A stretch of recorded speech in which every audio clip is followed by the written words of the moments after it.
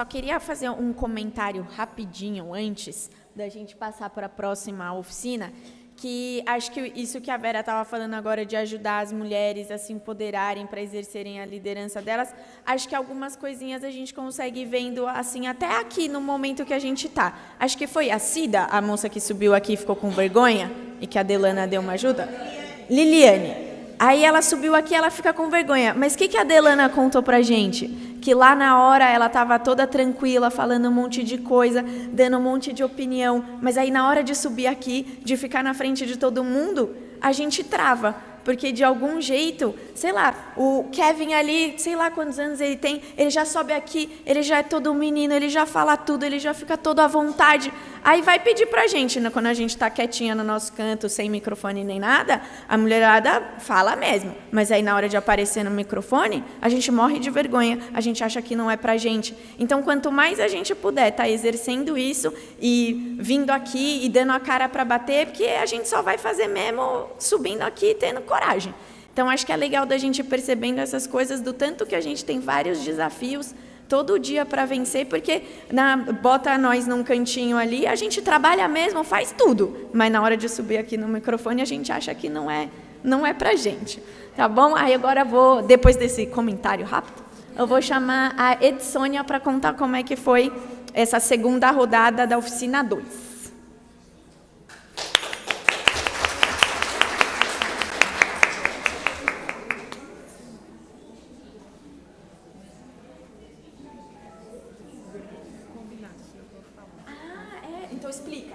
Olha, eu estou aqui com a Edsônia e a gente fez um combinado de que a gente ia subir juntas e eu ia falar, tá bom? Então vamos lá, né? É isso, a Edsônia também participou bastante do grupo que a gente fez, né? Trouxe ideias, questões, e aí eu vou ler o que foi o resultado do nosso trabalho lá no grupo. Na verdade, foram né, o pessoal do VOPO que apresentou para a gente, né, enfim, o trabalho deles e delas. Foi muito bacana a gente ver, né, aquela criançada elaborando, construindo e falando numa outra linguagem que a gente, que é um pouco mais velha, milita, mas de uma outra forma. Eu acho que assim, bacana aprender desse jeito. A gente trocou contatos, né, para a gente poder levar também para o nosso cantinho. Eu estou em Guaianazes, a Edsônia está lá no Jabaquara. Aí a gente pensou, né, em como contagiar a criançada e, ao mesmo tempo, abrir os espaços para que essa criançada, esses adolescentes que estão aí discutindo, tenham suporte. Então, foi um pouquinho disso que a gente fez lá. E aí, as duas propostas que a gente tirou de lá do grupo foram criar redes de crianças e jovens poetas que possam trocar experiências, possibilitando lutas coletivas, construindo espaços de formação onde estão inseridos escolas, favelas, ocupações, associações, entre outros. Dentro das ocupações, favelas e movimentos de moradia, criar um espaço físico de ação e discussão para a arte e cultura. Usar a fé respeitando a diversidade de religiões como forma de conscientizar sobre as drogas. Essa parte desse adendo eu não lembrava, mas enfim. Foi um pouco disso, né, de a gente pensar nos espaços da escola e de a gente conseguir fazer uma discussão em rede para observar e ter esse cuidado com a cidadania. Obrigada.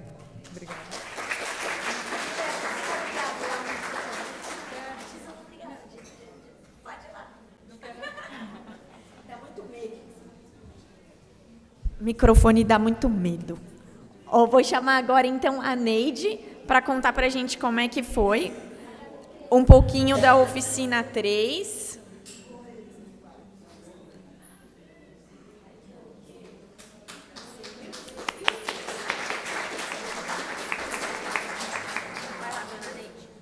Vamos lá. Boa tarde a todos e a todas. E, justamente, eu participei dessa oficina de literatura, ostentação, onde foi uma oficina muito, muito interessante, muito boa, que teve a participação, inclusive, a coordenação, foi dos 4 poetas do Tietê, que eles fizeram uma abertura com poesias, e foi justamente uma dinâmica excelente, que eles mostraram justamente o lado o que a droga pode trazer para as pessoas, mas de uma forma poética, inclusive relatando fatos realmente que tinham acontecido, verídicos. Foi uma coisa muito, muito interessante. E a proposta que nós fizemos, as propostas que saíram, foi o seguinte: usar arte, manifestações culturais, música. Aqui faltou música, espera um pouquinho, usar arte, manifestações culturais, música, teatro, dança, poesia e esporte como meio de informar e prevenir o uso de drogas. Justamente, o meio de informar seria um meio desse, mas o importante primeiro que nós discutimos lá foi a informação, que nós, então, realizar essa informação através de rodas de conversa, isso nas ocupações, nas comunidades, não é? E justamente chamando um ex-usuário de droga, porque ele que passou por essa experiência, ele poderá justamente dizer os malefícios que essa droga traz para o organismo, para a juventude, que justamente a juventude ela não vai ser uma juventude, não vai ter um futuro brilhante, um futuro bom com droga. E justamente essas informações, eu acho que o ponto de partida seria a informação. E a arte, justamente, é outro elo, como foi mostrado aqui através do trabalho que a Ocupação São João faz, é um trabalho muito bonito, realmente, porque une a música, tanto a música instrumental, como a música, o canto também é muito importante, porque através do canto tem a letra, e a letra, justamente, que pode se trocar nas drogas, mas justamente a droga, o que ela traz de bom para o jovem. Então, realmente é um caminho muito bom. A dança também, porque mexe com o corpo, mexe com a mente, o esporte. Então, justamente, todos esse tipo, a pintura também, que são justamente os pontos da arte, que justamente levam o jovem a pensar de uma outra maneira, de uma outra forma. E justamente para conseguir tirá-los, justamente que ele saia dessa, ou se ele for drogado, que ele saia. E se ele nunca experimentou, para que ele nem tenha vontade de experimentar.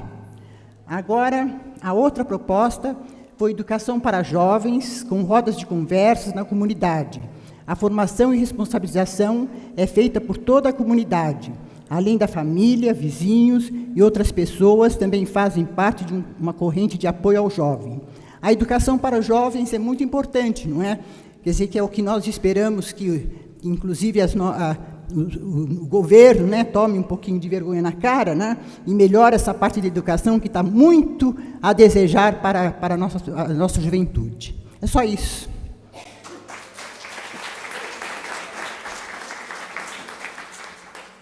Agora, queria chamar, então, a relatora Cláudia Cunha, da Leste 1, para relatar um pouquinho da oficina 4.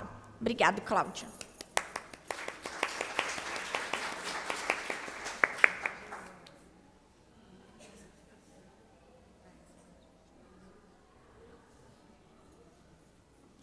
Oi, gente, boa tarde. É a última oficina, né, da segunda rodada, e nós fizemos uma dinâmica de desenhar o espaço onde nós estamos, né, como a cidade, e, a partir disso, procurar dialogar com esse espaço que nós temos em mente, né, como cada um vê a cidade. Então, no grupo onde eu participei, o que eu notei foi o seguinte: eu falava o tempo todo, vamos usar cores, e as cores foram poucas. Outros grupos usaram muitas cores. Né? Como disse a oficina anterior, a arte cura tudo. É por isso que o governo vem em cima da gente. A primeira coisa que eles querem tirar de nós é a arte, é a cultura. Porque um povo que sabe se defender, um povo que sabe contextualizar, que sabe pensar, ele não vai poder dominar. Nenhum governo domina. É por isso que eles querem tirar isso da gente. Tá? Então, assim, uma das coisas que foram levantadas dentro dessa dinâmica, né, nós fomos divididos em 6 grupos, é que existe o projeto de habitação que nós imaginamos, né, que entra em contraste com essa cidade em que a gente vive, que existe um centro, né, um centro que favorece a cultura, a arte, ao lazer, e regiões de São Paulo periféricas que nada têm, né? Inclusive o transporte, inclusive a educação, né? Foi um dos pontos também que nós levantamos, daqui a pouco eu falo para vocês. Tá? Então, assim, o que tem aí, que está escrito, é pensar nos novos projetos de habitação e de cidade, considerando a locação social, os idosos, desbravar o território sem medo, fazer com que a cidade seja a nossa casa, pensar a moradia como uma porta de entrada para outros direitos, como educação, cultura, transporte, trabalho, apoio para os idosos, infraestrutura, segurança, limpeza e natureza, saúde também para os idosos e idosas, espaços de luta para os jovens. A questão são jovens, né? Como é que esses jovens se divertem, né, nessas regiões em que não se chega à cultura, que não se chega ao lazer, né, que provavelmente ele vai ficar na rua, pode ficar sujeito a usar drogas, a entrar na violência, e a arte cuida de tudo isso, a cultura cuida de tudo isso. Na minha casa, por exemplo, não entra Datena, na minha casa não entra Globo, na minha casa a gente não entra com sapato, na minha casa a gente entra com amor. Não se pode deixar essas coisas contaminarem as nossas vidas, porque quando a gente vai no teatro, vai no cinema, a gente tem uma outra coisa na cabeça. Assim, eu sou professora, então eu lido com isso diariamente, né, com os meus alunos, e sempre digo, procure fazer aquilo que é diferente, que vai abrir sua mente, que vai abrir sua cabeça para novos mundos, para novos horizontes, e que possa descobrir aquilo que você quer de verdade na sua vida. E não é assistindo Datena, TV Globo, novela, essas coisas que vai nos levar a algum lugar, certo? Só leva a nós a dominação o tempo todo, né? É o que eles querem. E aí o próximo passo seria pensar nos novos projetos de habitação e de cidade, com amor próprio ao próximo, né? Lutar como uma menina, com generosidade e preocupação com o que é básico, para acabar com a desigualdade, unificar a luta e ir para a rua. Uma das nossas colegas citou que a cidade desenhada era uma árvore, um tronco firme, forte, fortalecido, que não é isso que a gente tem, né? É essa cidade que a gente sonha, uma cidade onde a gente possa viver, conviver, amar uns aos outros, sem violência, com paz, com amor, né? Como uma menina mesmo, né? Cheia de sonhos, cheia de possibilidades. Então é isso, gente. A casa dos nossos sonhos é também a cidade dos nossos sonhos, aquilo que a gente quer construir como sociedade. Dizer que o Brasil é um povo bonzinho, não é bem assim que as coisas fazem. Nós temos um processo pela frente, processo é processo. Nós temos que passar por todas as etapas. Não adianta querer pular. É o que eu digo para os meus amigos da direita. Vocês querem pular, querem que mate os bandidos, mas vocês não pensam em tirar, desculpa falar, a bunda do sofá de vocês para participar na sociedade, para participar na construção dessa cidade. Porque dá trabalho. A gente está aqui em reunião hoje, numa tarde de sábado, estamos discutindo sociedade, estamos discutindo política, estamos discutindo cultura. Então, dá trabalho mesmo. Se nós queremos uma sociedade sadia, uma cidade do futuro, a gente tem que lutar e muito. Obrigada.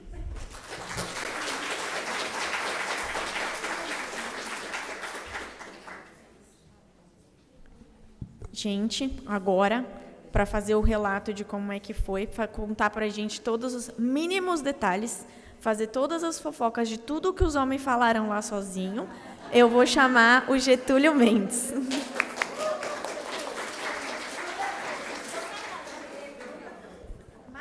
Não teve tanta fofoca, não. Pode ficar tranquilo. Bom, grupo 5, né, a segunda rodada da oficina. Foi uma oficina muito bacana, eu achei muito interessante também, né? Uma oficina só para homens, né? Então, foi até curioso e até eu me inscrevi para ir. E foi muito bacana até as discussões em si, por conta que os homens que estavam, pelo menos, sentiam muita vontade para falar, refalar, né? E talvez seja também um caminho aí para poder trabalhar esse tema que é tão importante. Então, quem nos ajudou com a oficina foi o Flávio, né? Flávio Urra, o Rafael, defensor aqui de São Paulo, e o Toshio, que é defensor lá de Vale do Ribeira. É isso? Pois é. Foi muito bom, então, a discussão. E partindo das coisas simples também, né? Eles perguntavam, por exemplo, quais as vantagens de ser homem? Todas, né? Pensamos e achamos um monte de vantagens. E depois perguntou, e qual a vantagem de ser mulher? Aí, não encontramos. Não conseguimos pensar. Talvez porque não tenha tanta, né? E aí depois perguntou, e qual a desvantagem de ser homem? também não encontramos desvantagem de ser homem. E daí perguntaram, e qual a desvantagem de ser mulher? Aí apareceu um monte. Inclusive nós, em outra pele, né, conseguimos ver isso. Então foi um exercício muito bacana, né, para fazer essa discussão. E aí teve muitas falas, né, nesse sentido, né, a questão, muitos depoimentos também, mas a gente percebe que a gente está muito atrasado, nós homens estamos muito atrasados com esse debate.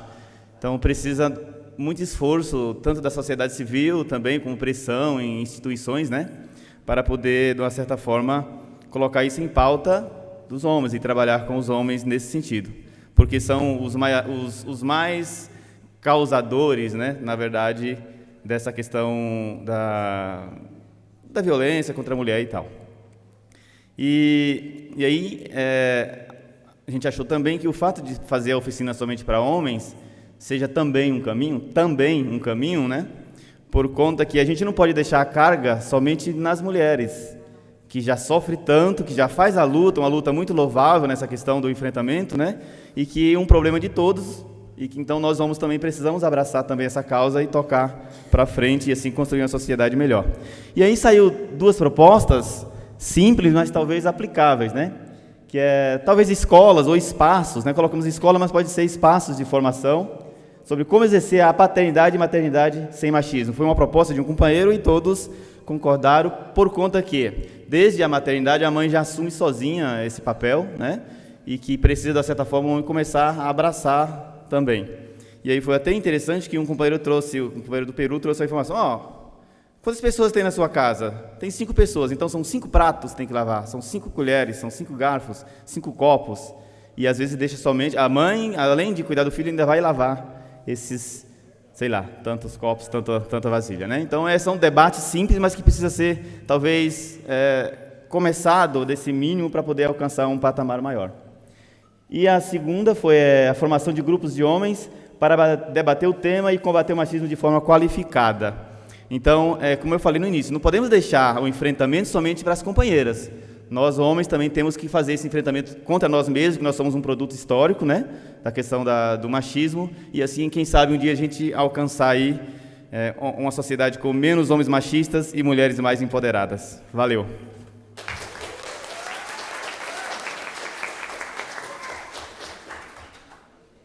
Pessoal, agora a gente vai partir para uma outra, quase última etapa da nossa jornada, que a gente pegou todas essas sugestões, todos esses encaminhamentos, e a gente construiu como se fosse uma carta de compromisso, uma agenda de luta. Espera aí que a gente vai salvar aqui no pendrive para vocês poderem, para a gente projetar aqui direitinho.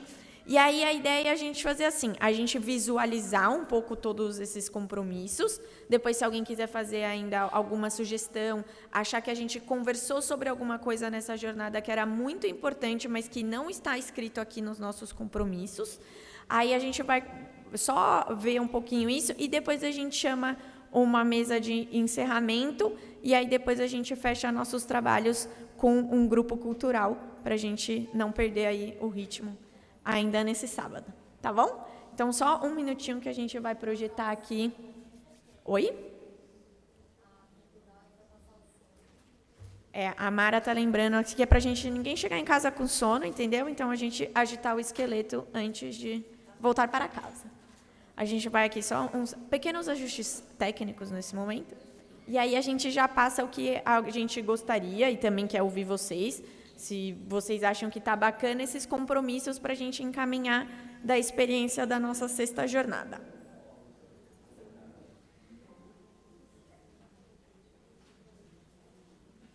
Pessoal, não sei se todo mundo sabe, mas a gente abriu de novo a sala das crianças, tá bom? Então, não sei se ainda tem aqui alguém que está com algum pequenininho ainda. Se quiser, pode levar eles lá naquele cantinho da sala das crianças, que a gente abriu ela de novo agora à tarde. Depois do almoço, os recreadores já estão lá para ajudar a gente também.